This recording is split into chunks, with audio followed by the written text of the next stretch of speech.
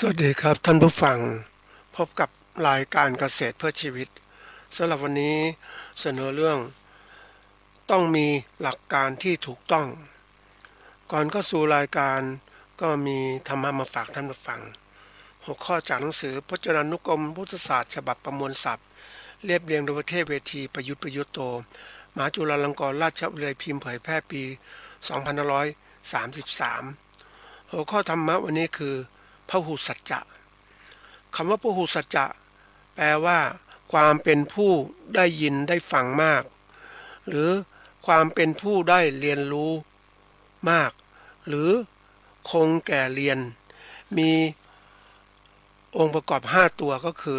1พหุสุตา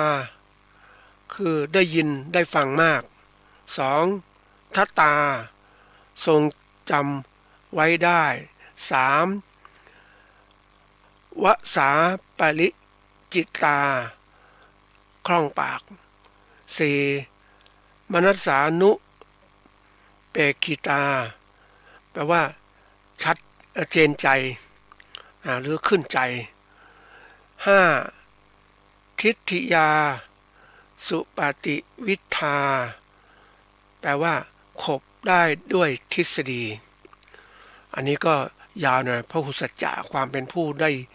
ด้ยินได้ฟังมากความเป็นผู้เรียนได้เรียนรู้มากหรือคงแก่เรียนอันนี้เป็นเบื้องต้นของความหมายแต่ทีนี้รู้อย่างนี้มันไม่พอมันต้องมีตัวที่เรียกว่าจะรู้อย่างนี้ต้องฟังมามากต้องจำได้ขึ้นใจต้องคล่องปากคือท่องได้แล้วก็ต้องมีความเจนใจคือนะขึ้นใจนั่นเองแล้วก็ขบได้ด้วยทฤษฎี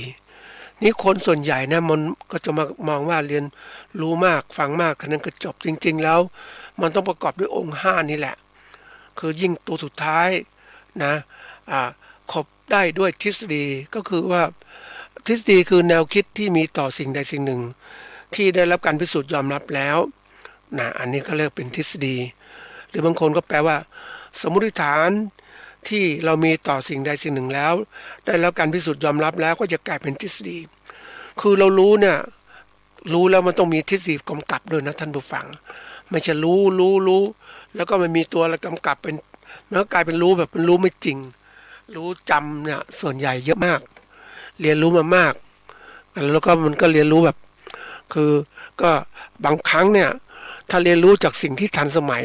แล้วถูกต้องมาก็ทำให้คนทันสมัยแล้วถูกต้องถ้าเรียนรู้จากไม่ทันสมัยไม่ถูกต้องมันก็ล้าสมัยนั่นเองนะมันอาจจะไม่ถูกต้องเพราะนั้นในการเรียนรู้เนี่ยก็บอกว่ามันไม่จบไม่สิ้นคนเราเนี่ยถ้าได้มีโอกาสนะท่านผู้ฟังอย่างเราไปต่างประเทศที่ประเทศที่เจริญแล้วเนี่ยเราก็จะได้รับความรู้ได้เห็นคนได้เห็นเขาทำยังไงพฤติกรรมคนเป็นยังไงได้มีตำรับตำราที่ทันสมัยชวนให้เราติดตามหรือเป็นผู้รู้คืออยากรู้อยากอ่านมันจะเกิดขึ้นแต่ถ้าไปประเทศที่ไม่ทันสมัยวันๆมองไม่ทำอะไรไม่ค้นคว้าไม่มีวิชาการไม่มีอะไรต่างๆไปแล้วก็ได้จะดูธรรมชาติอย่างเดียวมันก็ไม่ได้คบคิดเรื่องความเป็นจริงหรือความรู้ต่างๆที่เกิดขึ้นแล้วมันก็ไม่สามารถที่จะ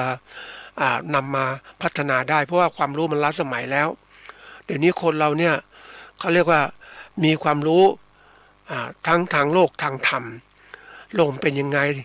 นะก้าวหน้าไปถึงไหนเดี๋ยวนี้เขามีถ้าอยากดูเนี่ยท่านผู้ฟังก่อนเราก็ไม่มีโอกาสนะในการดูโลกภายนอกดูโลกของเรานี่แหละจากภายนอกคืออวกาศนะหรือดูดวงจันทร์นะมันเป็นยังไงเดี๋ยวนี้เขามีดาวเทียมที่มีกล้องส่องมองโลกตลอดเวลาแล้วก็หมุนรอบโลกก็ส่องดูโลกให้เราเห็นโลกจริงๆมันทรงกลมอย่างนี้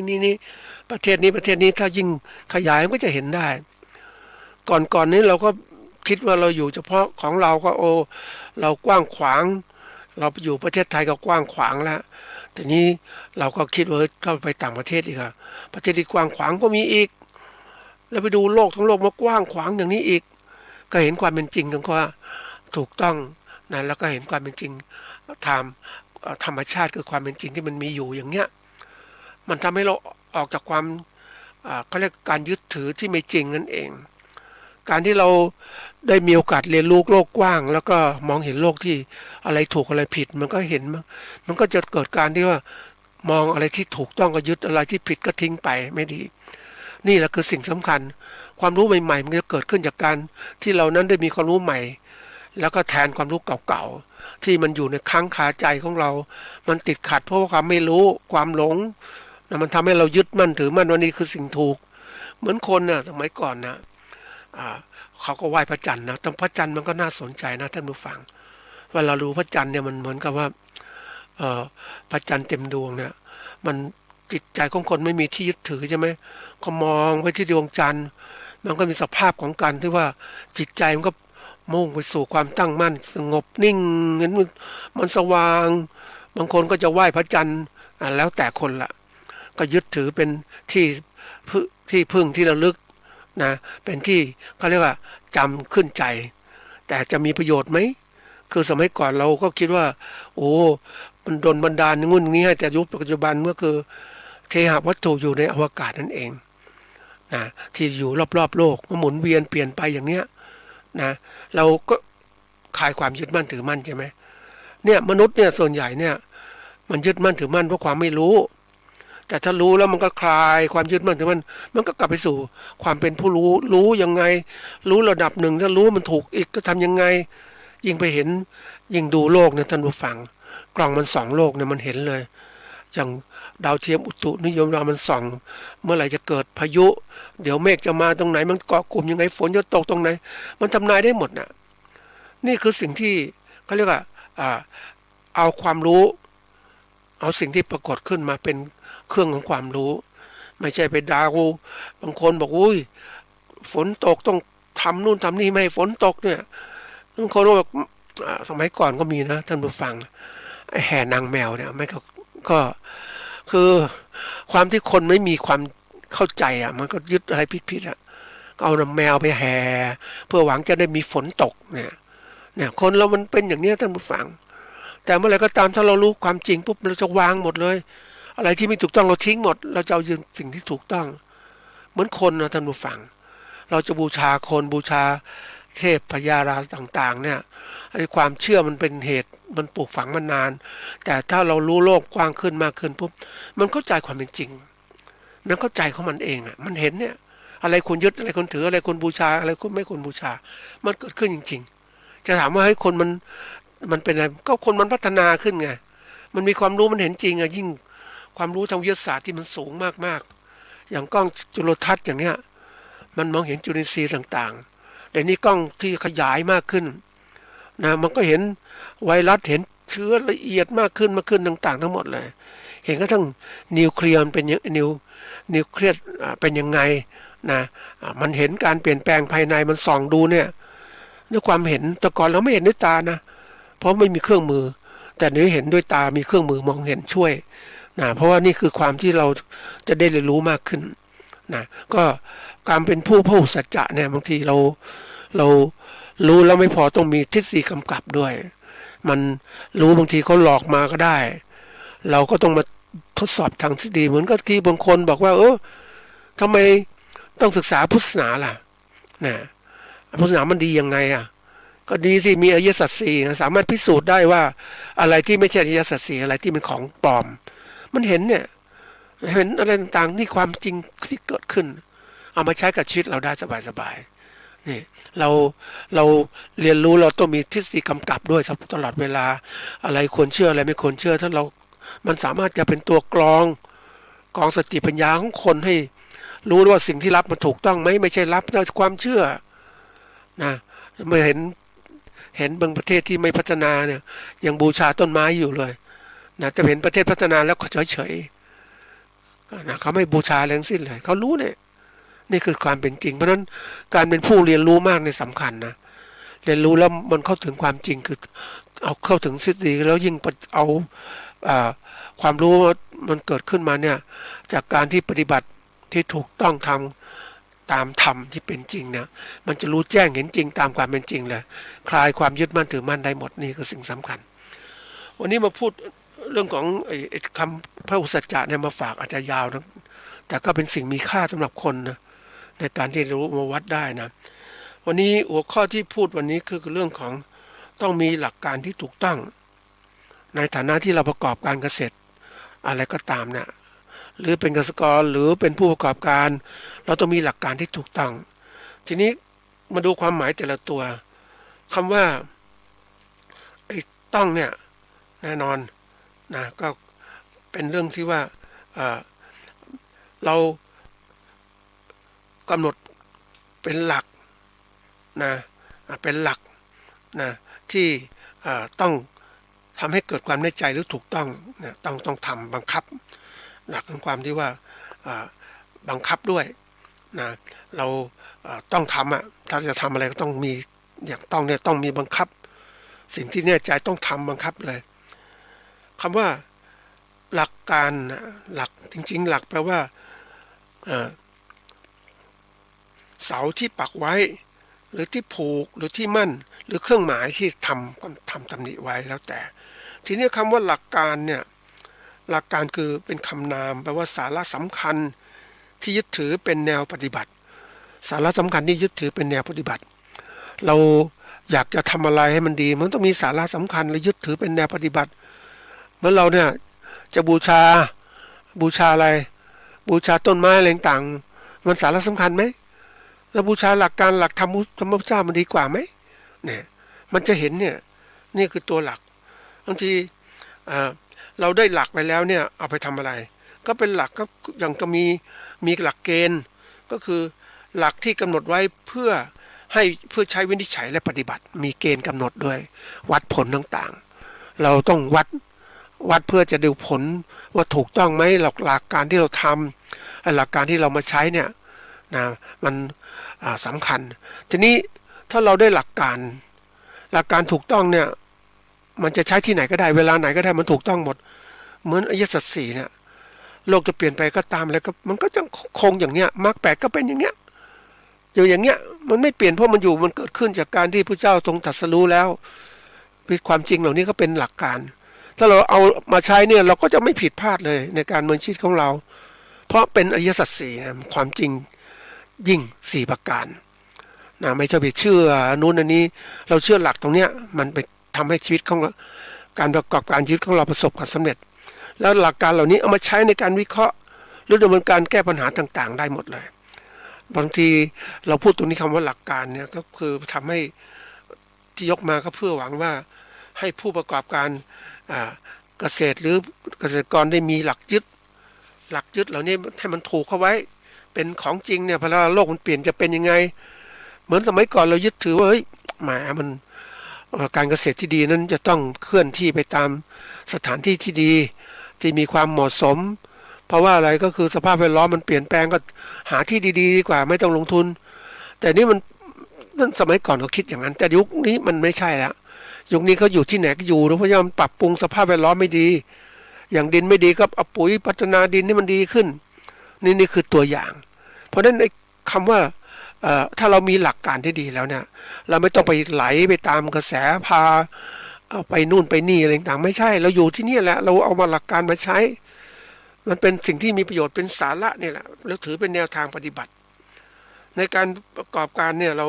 ต้องมีหลักการเหล่านี้พยายามหาไว้ให้มันมากที่สุดปกติเราหาจากการที่เราเขาเรียกสมัยก่อนเนี่ยเราได้ความรู้จากอะไรจากการสอนมีผู้สอนการเรียนการสอนเนี่ยนะหรืออาจจะได้จากตำรับตำราที่เราอ่านนะเราอาจจะได้จากการที่พูดคุยกับผู้รู้อาจจะได้จากการสังเกตการจากสิ่งแวดล้อมต่างๆมันก็เป็นความรู้และอาจจะได้จากการทดลองว่ามันจริงไม่จริงสมมติเราไปเจออะไรนี้บอกว่าต้นไม้นี้ต้องใส่ปุ๋ยชนิดนี้ถึงจะออกดอกเราก็ทดลองดูเอาปุ๋ยสูตรนี้ไหมสูตรเดิมไหมทำไมเหมือนเราปลูกมะลิท่านผู้ฟังมะลิถ้ามันงามต้นมันงามนะมันเจริญเติบโตจริงมันเจริญมันก็ไม่ยอมที่จะแตกดอกเลยมันงามเนี่ยนะมันก็แตกกับใบเจริญโตทั้งต้นไปหมดเลยแต่ที่เรารู้จักเฮ้ยให้มันพอสมควรอย่าใส่น้ำมากเกินไปนะลดน้ำมากเกินไปให้มันมีความช่วงพักตัวบ้างไอ้การที่พืชมันพักตัวมันได้เจออะไรรู้ไหมเจอสภาพความแห้งแล้งมันจะตายมันก็ต้องรีบออกดอกเกิดขึ้น อันนี้คือเรื่องจริงมันก็จะเกิดสภาวะที่เรียกว่าการออกดอกเป็นการกระตุ้นโดยธรรมชาตินั่นเองเราเห็นฤดูกาลต่างๆที่มันหมุนเวียนเปลี่ยนไปนี่แหละนะเราเห็นเลยว่าพืชพันธุ์ไม้มันออกดอกตามฤดูกาลต่างๆก็เพราะว่าในฤดูนั้นจะมีการเปลี่ยนแปลงสิ่งแวดล้อมที่เกิดขึ้นสภาพความอุดมสมบูรณ์มีปริมาณน้ำฝนมากบางช่วงเวลาก็ปริมาณน้ำฝนน้อยหรือไม่มีฝนแห้งแล้งมันก็กระตุ้นทำให้พืชเนี่ยออกการแตกยอดหรือออกดอกแล้วแต่นะแล้วแต่สิ่งแวดล้อมนั่นเองนะอันนี้เป็นสิ่งที่ความรู้ก็เหมือนกันเราต้องหาความรู้ใหม่ๆเพราะความรู้เนี่ยมันจะมันไม่ได้เป็นอริยสัจสี่เนี่ยมันเป็นเรื่องของความโลภไอ้ความรู้ทางโลกมันก็เปลี่ยนไปเรื่อยๆเราจำเป็นต้องรู้รู้เพื่อจะเอามาใช้ในการประกอบการเกษตรของเราให้มันได้ดีขึ้นนะอันนี้เป็นสิ่งหนึ่งที่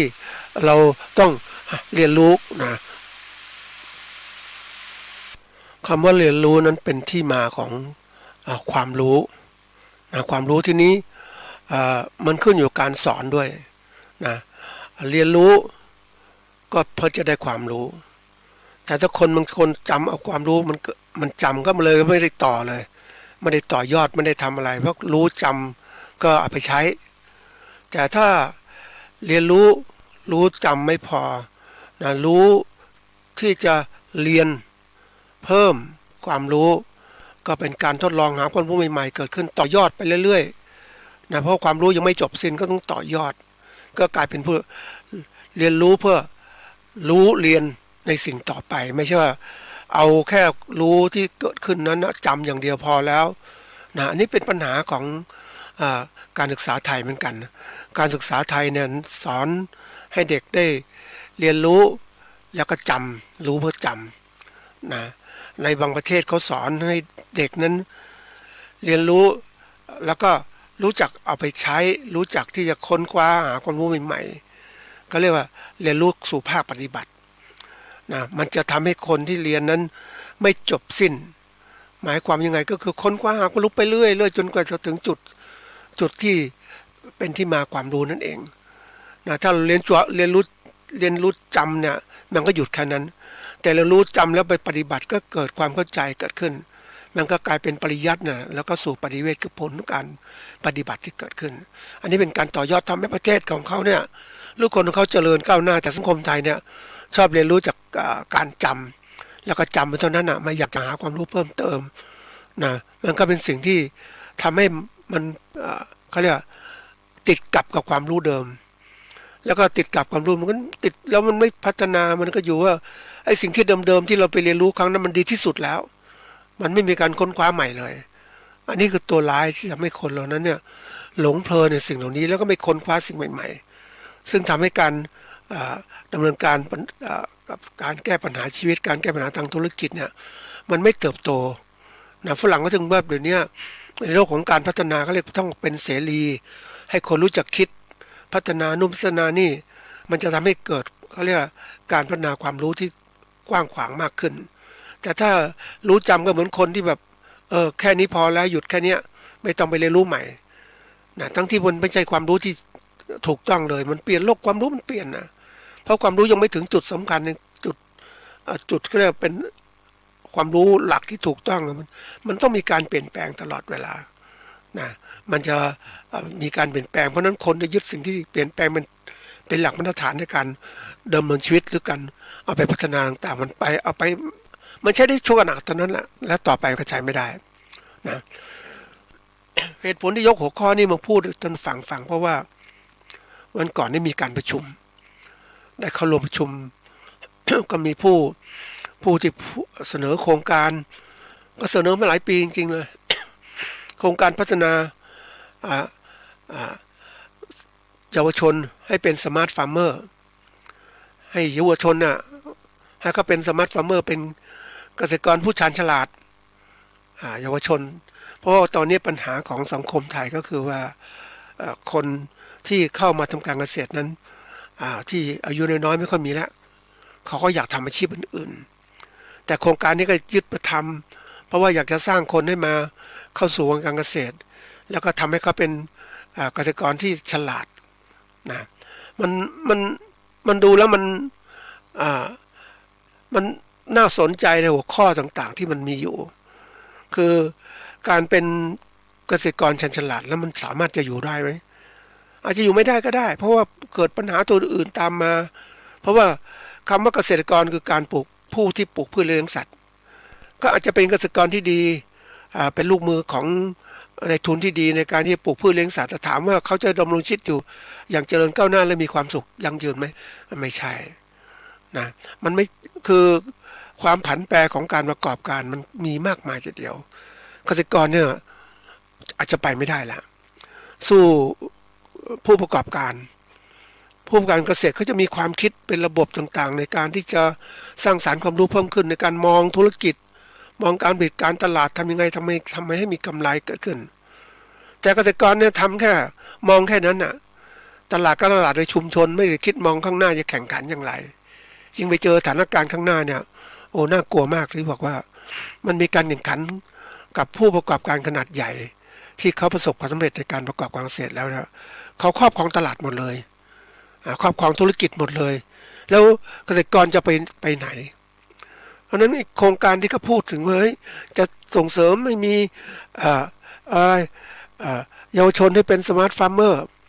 และสมาร์ทฟาร์มเมอร์แล้วยังสมาร์ทฟาร์มเมอร์แล้วไอ้คนที่ไปอยู่เติบโตจากสมาร์ทฟาร์มเมอร์เนี่ยอย่างพวกนี้แล้วจะไปไหน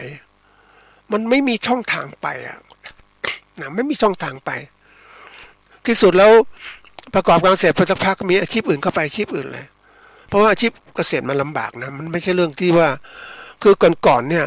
เราประกอบการเกษตรแบบชนิดที่เรียกว่าเราพอมีพอกินพอใช้ก็อยู่ได้สบายเพราะว่าไม่ต้องไปซื้ออะไรมากมายแต่นี้ไม่ใช่ละ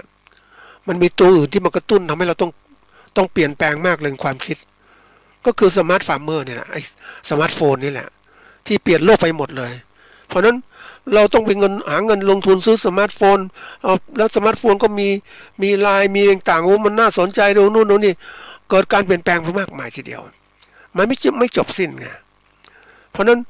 ตัวเนี้ยเกษตรกรก็มีช่องทางมองเห็นนู่นเห็นนี่มากขึ้นแต่ถามว่าจะสู้กับนัก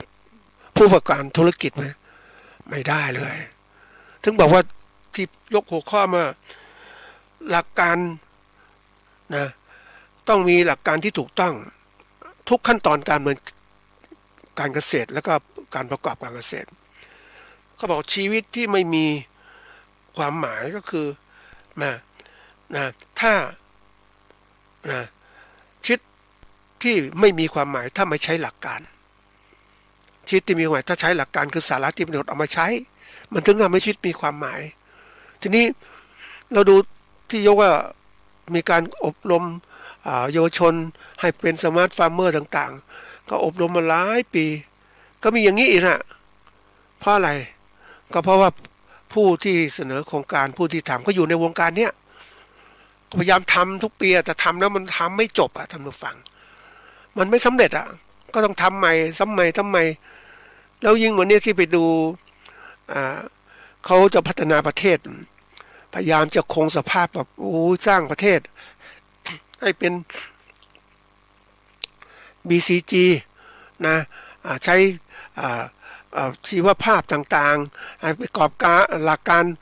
นะมีการค้าขายระบบเกษตรที่ปลอดภัยก็พยายามส่งเสริมการเกษตรทำเกษตรแบบนั้น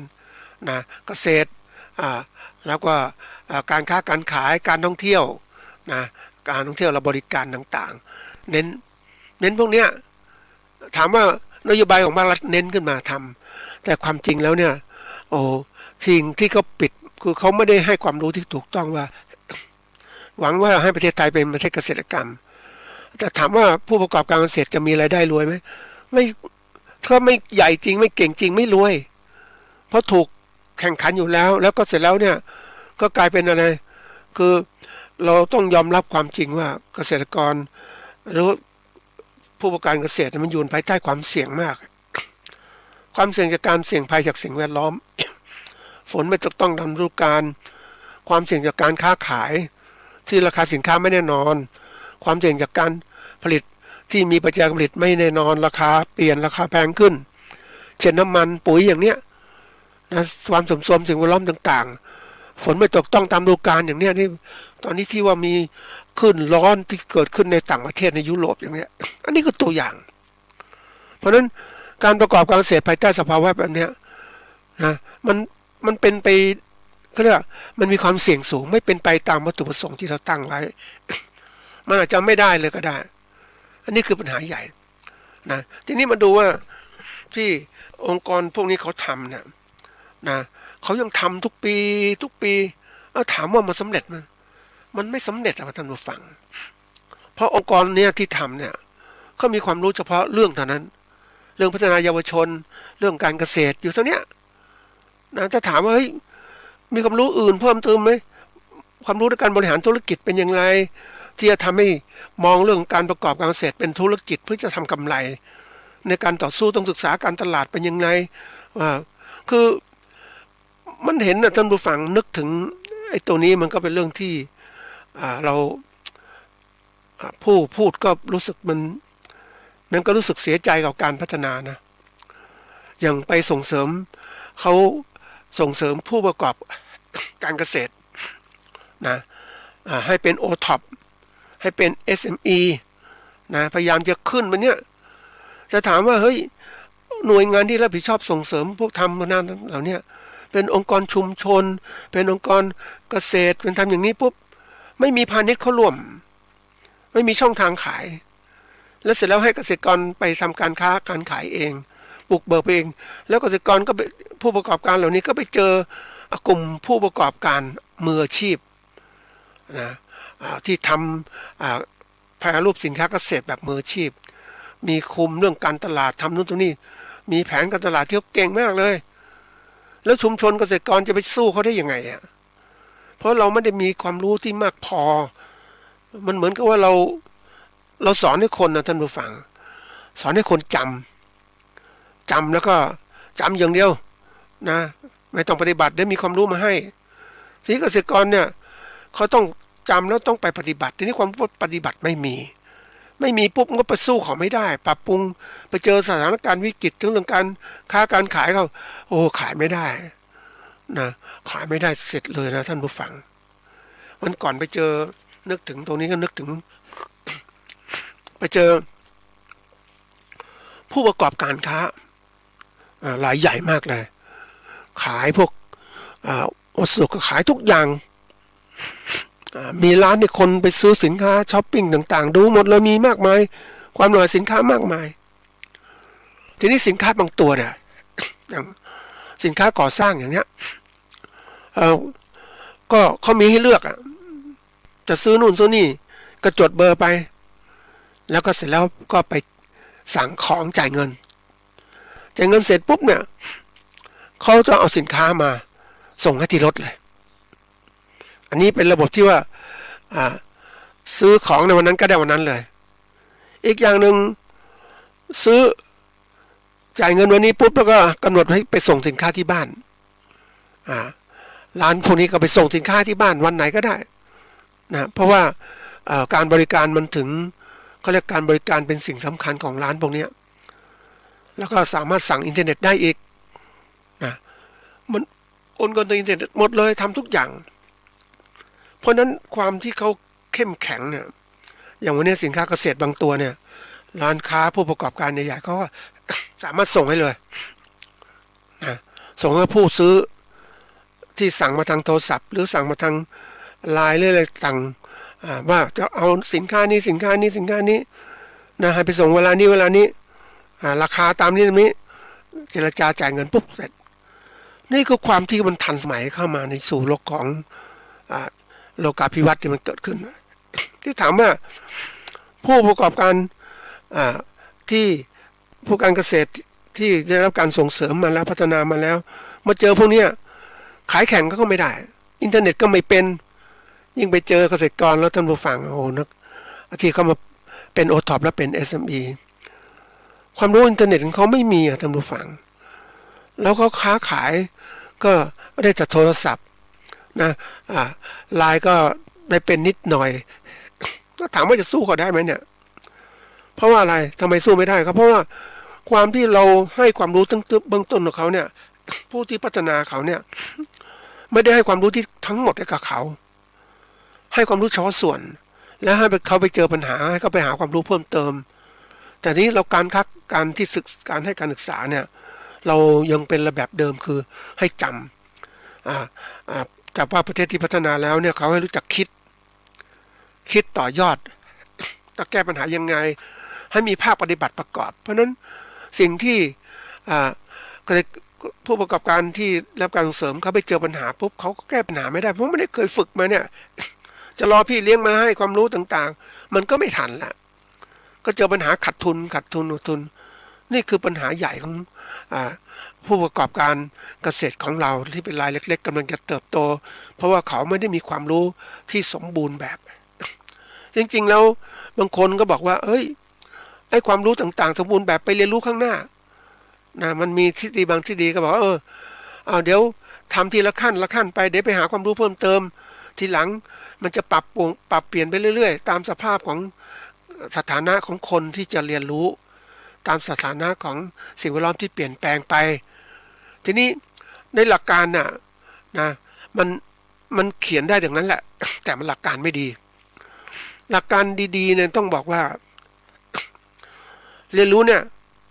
ให้เขาปุบเราต้องเป็นปูพื้นฐานนะอย่างเป็นผู้ประกอบการเนี่ยนะว่าหมายของผู้ประกอบการคือทำกำไรนะทำไงจะบริหารธุรกิจทำกำไรต้องบริหารเรื่องการผลิตและการตลาดให้เป็นนะคิดอย่างนั้นธุรกิจเลยนะนี่คือเป้าหมายเบื้องต้นในความรู้ยังไม่ถูกต้องยังไม่แน่นแต่ต้องบอกว่าคุณคือผู้ประกอบการไม่ใช่ส่งเสริมให้เกษตรกรเป็นสมาร์ทฟาร์มเมอร์เกษตรกรฉลาดขึ้นก็อยู่แค่นี้ไม่สามารถเป็นผู้ประกอบการได้เพราะความรู้ที่ให้ไปแล้วมันไม่เติบโตมันไม่สามารถจะทันสมัยที่เกิดขึ้นโลกยุคใหม่ก็ต้องบอกว่าให้รู้ว่าเป้าหมายชีวิตของเขาคืออะไรอยากเป็นอะไรนะแล้วก็เติมความรู้ให้เต็มเลยบางส่วนที่ตรงไหนจะแก้ไขก็เราก็ต้องเรียนแบบพระพุทธเจ้านั่นแหละพระองค์ทรงต้องจากเข้าสู่พระนิพพานเรียนรู้ตัวเองทั้งหมดแต่เป้าหมายวางไว้แล้วว่าจะเข้าสู่พระนิพพานเพราะนั้นไม่ว่าจะปฏิบัติทั้งเรื่องของทางโลกนะอันนี้นะเอาเต็มที่อยู่กับโลกอยู่กับการทุกข์ทรมานต่างๆนะแล้วก็อยู่กับทางสายกลางที่เหมาะสมทีนี้เรามาดูว่ากรณีของเราเนี่ยสามารถใช้หลักการได้ยังไงหลักการอะไรที่สามารถใช้ได้จะชัดนะก็คือเรื่องมรรคแปดเนี่ยโอ้ทุกคนถ้าลึกซึ้งนะท่านผู้ฟังเข้าใจมรรคแปดได้ก่อนมรรคแปดเนี่ยอย่างสัมมาทิฏฐิเกิดขึ้นมาเนี่ยในระดับของปุถุชนก็สัมมาทิฏฐิเขาระดับหนึ่งก็อรณชนก็ละเอียดมากขึ้นอริยชนก็สัมมาทิฏฐิละเอียดเห็นไหมแต่หลักการเดิมใช่ไหมหลักการเดิม8 ข้อเหมือนเดิมแต่ถามว่าความละเอียดเป็นไงมันเพิ่มขึ้นทุกขณะที่เราปฏิบัติการต่างๆมันจะมีความละเอียดมากขึ้นเพราะฉะนั้นการพัฒนาผู้ประกอบการเกษตรหรือเกษตรกรก็ต้องพยายามยึดหลักที่มันถูกต้องหลักเลยนะเสร็จแล้วพัฒนาไปแต่ทีนี้บางคนเนี่ยเอาแค่สัมมาทิฏฐิเสียก่อนแล้วไม่ให้รู้โลกไม่รู้ข้อ2ข้อ3ข้อ4ข้อ5ไม่เลยแล้วเดี๋ยวไปต่อยอดเอาเองมันไม่ครบสูตรนะท่านผู้ฟังเหมือนกับเราทำเขาเรียกไม่ครบสูตรอะทำดีที่สุดแล้วแต่ทำสูตรนี้สมมติมี5 ปัจจัยหรือ8 ปัจจัยอย่างเงี้ยเราทำดีที่สุดแล้วปัจจัยที่1ดีที่สุดเลยเก่งมากเลยแต่ปัจจัย2ไม่ได้ทำแล้วไม่สามารถจะทำให้เกิดผลได้เลยเพราะว่ามันทุกอย่างปัจจัยต่างๆเนี่ยคำว่าปัจจัยคือสิ่งที่ก่อให้เกิดผลสิ่งที่ก่อให้เกิดผลมันจะมีหลายปัจจัยถ้ามี8 ปัจจัยก็ต้องมี8 ปัจจัยนะถ้ามีปัจจัยเดียวก็1 ปัจจัยแต่ทีนี้ในเรื่องนี้มันสมมติมี8 ปัจจัยเนี่ยมันต้องครบทั้ง8 ปัจจัยเหมือนเพื่อนคนก็บอกว่าในการปฏิบัติธรรมเนี่ย เราตั้งเป้าหมายแล้วนะอยากจะไปถึงนู่นถึงพระนิพพานเราก็ต้องสะสมนะทำดีในปัจจุบันให้มีบารมีแต่ละขั้นทำไปให้มันเกิดมันเป็นปัจจัยท่านผู้ฟังให้มันครบปัจจัยทุกตัวเขาก็สะสมไปเดี๋ยวผลก็เกิดขึ้นนะ เนี่ยคือตัวอย่างเวลาทำการประกอบการธุรกิจก็เช่นกันเราต้องมองผลประกอบการทั้งหมดมี8ปัจจัยก็มี8ปัจจัยในการทำแต่ที่นี่สอนให้ทำแค่1ปัจจัยหรือ1ปัจจัยและปัจจัยอื่นไปเรียนรู้เพิ่มเติมมาทีหลังมันเหมือนกับว่าหลอกคนให้เดินนะจริงๆการปฏิบัติหรือการบอกมันต้องมีในการประสบความสำเร็จสมมติมันมี8ข้อนะมี8กิโลเมตรเนี่ยแต่ละข้อเป็นนี้ให้เรียนรู้ทั้งหมดแต่ทีนี้คุณเดินเนี่ยนะคุณเดินคุณปฏิบัตินะความละเอียดของจิตมันก็เริ่มมากขึ้นนะจากจิตธรรมดาคนธรรมดาจากคนที่เป็นคนที่ดีขึ้นคนที่เป็นอริยชนต่างๆก็มีความรู้ที่ละเอียดมากขึ้นนั่นเองความรู้ถึงบอกว่าการเรียนรู้เนี่ยสำคัญเรียนรู้จำก็แล้วแต่เรียนรู้ต้องปฏิบัติและเรียนรู้นั้นต้องครบองค์ประกอบก็คือเรียนรู้ให้ครบนะครบเป็นระบบนะคือนี่สำคัญนะเราเรียนรู้ครบระบบแล้วมันจะทำให้การประกอบการเราดีขึ้นทีนี้บางอย่างเนี่ยเรา เราไม่ได้ถูกสอนให้รู้จักคิดเองทำเองในการต่อยอดความรู้เพื่อจะเรียนเราเรียนเพื่อรู้แต่จริงๆเรารู้ต่อแล้วต้องรู้เพื่อเรียนต่อเพื่อศึกษาสิ่งต่างๆได้เพื่อหาทางออกได้นะมันก็ต้องมีการคิดเองได้สถานการณ์แวดล้อมเปลี่ยนไปยังไงต้องมีการคิดพลิกแพลงต่างๆให้มันเก่งมันถึงสามารถจะอยู่รอดได้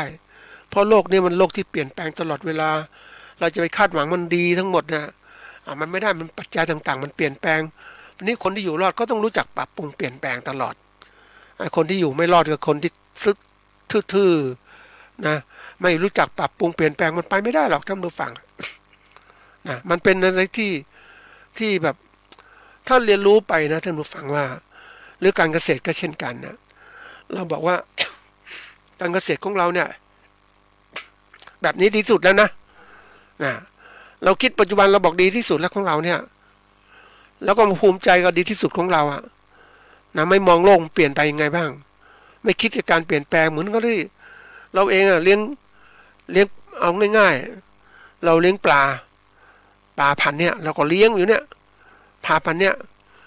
ถามว่ามันก็เลี้ยงก็ได้ผลประโยชน์เท่านี้แต่ทำไมไม่เลี้ยงปลาพันธุ์อื่นหรือปลาที่มันมีสายพันธุ์ดีๆขึ้นไม่อยากกินเยอะๆเนี่ยแต่ผลผลิตมีนิดเดียวนะอันนี้ไม่ได้ต้องเป็นสายพันธุ์ปลาที่มันสามารถกินอาหารเนี่ยมันสามารถสร้างเป็นเนื้อได้มากเลยประสิทธิภาพในการเปลี่ยนแปลงจากธาตุอาหารให้เป็นเนื้อหนังมันมากขึ้นเนี่ยมันต้องคิดละเอียดขนาดนี้เพราะนั้นการที่เรามองงี้ปุ๊บเราก็ทำให้เกิดการที่เรียกว่าไม่หยุดนิ่งต่อการพัฒนาไม่หยุดนิ่งกับความสำเร็จที่มันมีอยู่เราจะรู้จักการเปลี่ยนแปลงใน ในสังคมของเขาเรียกว่าสังคมของผู้การเกษตรในประเทศที่พัฒนาแล้วที่เขาร่ำรวยนะท่านผู้ฟังเขายอมรับเขานะเขาเกษตรกรเขารวยคือผู้ประกันเกษตรเขารวยก่อนที่เขารวยเขามีทุนมีอะไรต่างเขามีความรู้มากมายแล้วก็มีสมาคมมีเอกสารสิ่งพิมพ์ในการที่ให้ความรู้เพิ่มมากมายทีเดียว นั่นคือตัวอย่างนะเขาก็ร่ำรวยตลอด ใหญ่โตในการประกอบการแต่อย่างเราเนี่ยมันเล็กๆเล็กๆปุ๊บเนี่ยอย่างเกษตรกรบางคนมีพื้นที่แค่5 ไร่เนี่ยแล้วหวังจะเป็นผู้ประกอบการเกษตรมันจำกัดด้วยทุนละที่ดินมีน้อยทุนก็น้อยนะมันก็เลยกลายเป็นว่าไปไม่ได้ก็จะเป็นเกษตรกรก็เป็นเกษตรกรแบบอยู่อย่างนั้นแหละเป็นเครือข่ายอยู่กับผู้ประกอบการ ผู้ประกอบการเกษตรที่เขาใหญ่โตเขาเป็นในทุนนะเขาเป็นพ่อค้าคนกลางมันยิ่งพัฒนาอย่างนี้คือเห็นแนวคิดของคนที่เขาพัฒนาเกษตรกรถามว่าเขา ต้องการให้เกษตรกรเนี่ยสำเร็จไหมต้องการสำเร็จแค่นี้เพราะเขามีความรู้เท่านี้ให้สำเร็จเป็นเกษตรกรแต่ถามว่าเฮ้ยมองเป็นผู้ประกอบการไหมเขาไม่ได้มองเพราะว่าเขาไม่มีความรู้เพิ่มเติมคือในแง่ของการบริหารที่ดีนะท่านผู้ฟังคือเราเรียนรู้บริหารมาเนี่ยบริหารธุรกิจบริหารอะไรต่างๆเนี่ยมันไม่มีการหยุดนิ่งนะ มีการกระทำแล้วก็เปลี่ยนแปลงการกระทำที่เปลี่ยนแปลงพลิกแพลงไปเรื่อยจนทั้งทำยังไงให้มีกำไรสูงสุดนะมันไม่จุดนี่มันจะยิ่งโลกมันเปลี่ยนโลกแข่งขันก็ต้องเปลี่ยนแปลงแข่งขันอีกความก็เรียกว่าความกระตือร้นมันจะมีอยู่สูงมากความไม่หยุดนิ่งก็มีอยู่สูงก็เคลื่อนไหวตลอดเวลาเพื่อจะการทำให้ธุรกิจเติบโตแต่ถ้าเราอยู่อย่างสภาพแบบไม่มีอะไรตัวบีบคั้นเราก็คิดอย่างเงี้ยไม่ทำอะไรเลยพอละยิ่งพอมีพอกินพอละมันก็กลายเป็นอะไรไม่เรียนรู้โลกไม่พัฒนา และยิ่งองค์กรภาครัฐก็บอกพัฒนาเท่านี้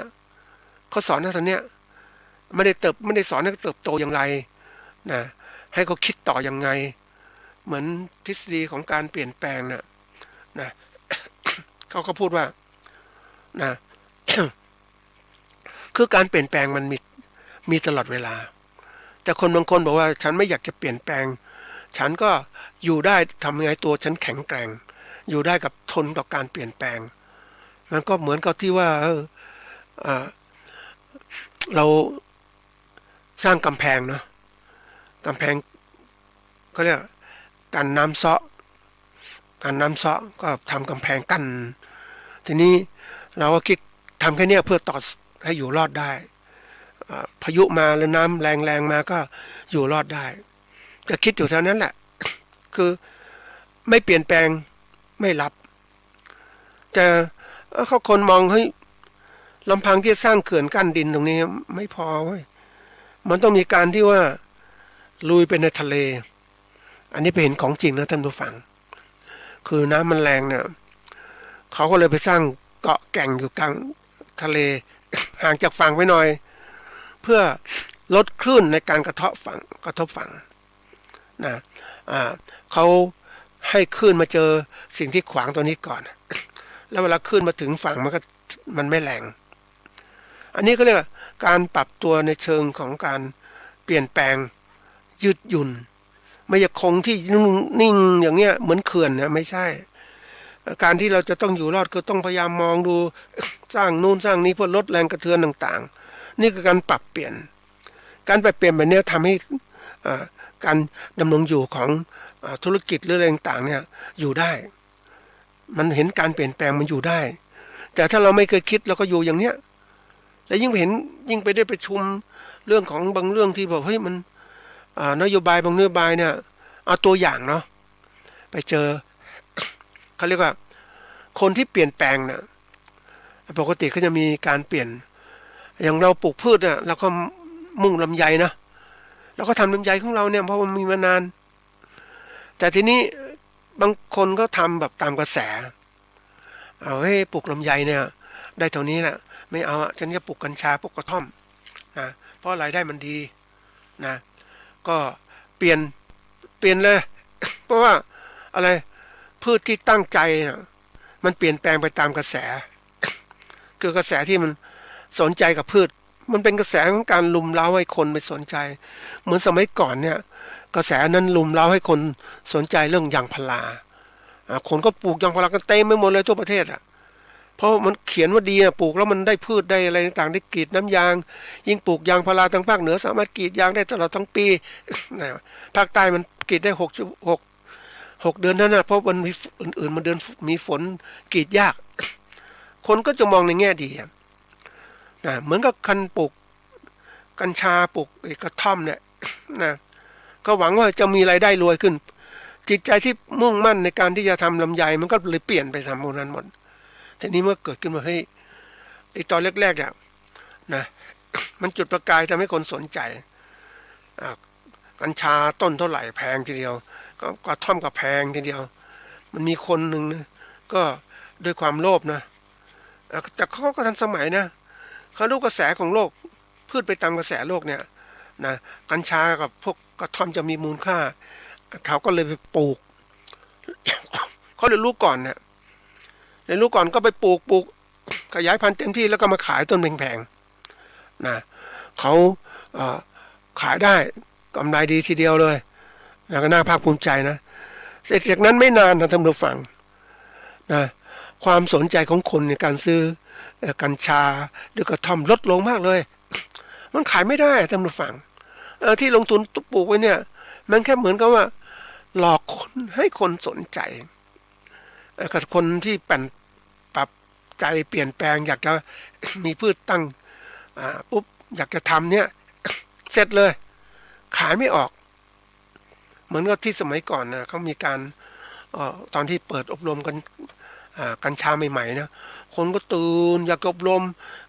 บางหลักสูตรก็เก็บค่าอบรมนี่แพงมากเลย5,000 กว่าบาทอย่างเนี้ยผู้สนใจก็ยอมลงทะเบียนต่างๆเพื่อหาความรู้ต่างๆที่ไหนได้รู้มาแล้วก็ทำอะไรไม่ได้แล้วก็มันไม่ความรู้ไม่เท่าทันนะเพราะว่าการที่สกัดสารจากกัญชามันต้องมีกระบวนการพิเศษนะและการที่จะผลิตพวกเนี้ยบางทีถ้าเราไปหลงไปการเสพกัญชาต่างๆมันมีผลเสียมากกว่าผลดีนะมันต้องรู้เหมือนกับเอาง่ายๆเหมือนฝิ่นของเรานี่แหละสูบฝิ่นอย่างเงี้ยนะมันมีผลดีมันคือสกัดมอร์ฟีนยาเก็บยาอะไรต่างๆได้ดีแต่ถ้าเราเสพมันก็ติดอันสิ่งที่น่ากลัวนี่คือตัวอย่างเพราะฉะนั้นการที่เราจะปรับเปลี่ยนอะไรก็ตามนะมันต้องดูให้มันชัดว่าสิ่งที่จะเปลี่ยนแปลงนั้นเป็นอย่างไรใช่โลกมันทำให้เราเปลี่ยนแต่เราจะเปลี่ยนไปยังไงเปลี่ยนไปตามกระแสของภาครัฐที่บอกให้ทำนู้นทำนี้ใช่ไหมไม่ได้เดี๋ยวก็เปลี่ยนภาครัฐก็เปลี่ยนอยู่แล้วช่วงนี้มาส่งเสริมให้ปลูกกัญชาจะถามว่าช่วงหน้าส่งเสริมไหมไม่ส่งเสริมนะเพราะว่าอะไรมันเป็นสิ่งเสพติดมันมีผลเสียมากกว่าผลดีและการควบคุมเนี่ย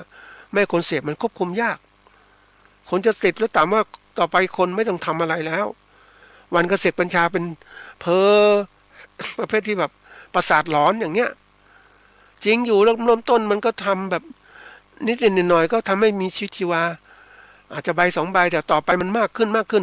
มันหยุดไม่ได้ท่านผู้ฟังเสร็จแล้วก็สร้างความเสียหายต่อไปไม่ต้องทำหากินนะคุ้มข้างกับกัญชาเพ้อเจ้อกับกัญชาเนี่ยแล้วใครจะมาบอกความจริงไม่มีการบอกเดี๋ยวนี้เขาเก็บคนไม่ฉลาดก็ต้องถูกกำจัดแล้วถูกทิ้งไปนั่นเองคนฉลาดเขาค้าขายเขาเลิกแล้วเขารวยแล้วก็หลอกคนเรียบร้อยแล้วคนที่ไม่ฉลาดคนที่หลงเป็นเสพเนี่ยนั่นคือคนที่แบบอะไรเรียกถูกคัดทิ้งท่านผู้ฟังถูกคัดทิ้งคือไม่มีใครสนใจไม่มีคุณค่าไม่มีคุณค่านี่ก็น่ากลัวนะท่านผู้ฟังคนที่ไม่มีคุณค่าในคนก็ไม่สนใจนะเคยเจอมันพวกนี้เยอะมากนะไม่สนใจไม่มีคุณค่าไปประโยชน์ที่ไหนเขาก็มองนะไม่สร้างประโยชน์เนี่ยนะมันเป็นอะไรที่มันน่ากลัวนะคนที่มัน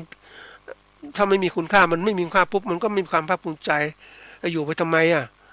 แล้วคนอื่นก็หาเป็นภาระสังคมอีกเห็นไหมนี่คือสิ่งเป็นจริงเพราะฉะนั้น เราเองเนี่ยเราต้องพยายามดูศึกษาหลักการบางทีหลักการที่โดดเดี่ยวบ้างหลักการที่เป็นเครือข่ายบ้างต้องพยายามศึกษาให้มันชัดๆนะแล้วก็มานั่งดูว่าเรารู้ให้ได้ถึงหลักการได้ก่อนหลักการเนี่ยมันเขาเรียกว่า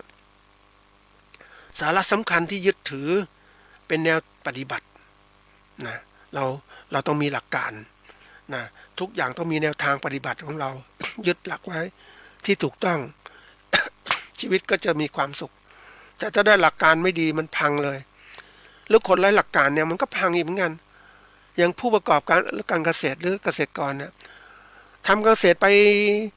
เพราะว่าไม่มีอาชีพอื่นรองรับก็ทำเกษตรไปอยู่เรื่อยๆไปอย่างเงี้ยนี่คือเราไม่มีหลักการแล้วอาชีพอื่นดีๆก็จะไปแล้วแต่ถ้าเรามีความมุ่งมั่นในเกษตรมันต้องทำจริงจังมุ่งมั่นทำเลยวางแผนแล้วต้องกลายเป็นผู้ประกอบการเสียอย่างน้อยค้าขายด้วยตัวเองให้เป็นสู้ชีวิตเพราะว่าเราจะปลดเปลื้องของการสิ่งที่พัฒนาการมันรัดตัวเรามันบีบคั้นตัวเรานะเราก็ยากจนอย่างเงี้ยมันต้องออกจากสิ่งเหล่านี้นะเราต้องพยายามเป็นผู้ประกอบการมีความคิดความอ่านที่ดีในการแก้ปัญหานี่คือหลักสำคัญหลักการสำคัญของการเป็นผู้ประกอบการจะต้องพยายามหาสิ่งที่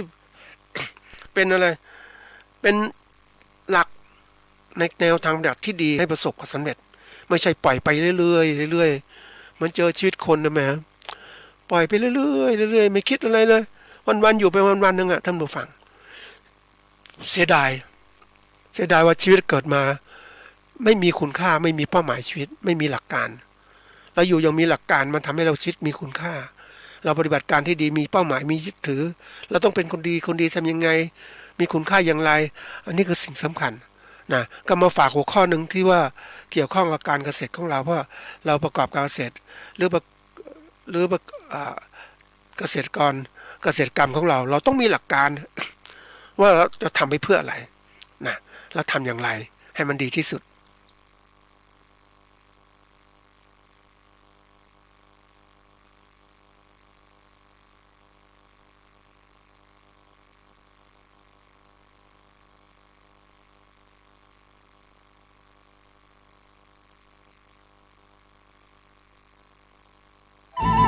ที่จบไปแล้วนั้นเป็นรายการเกษตรเพื่อชีวิต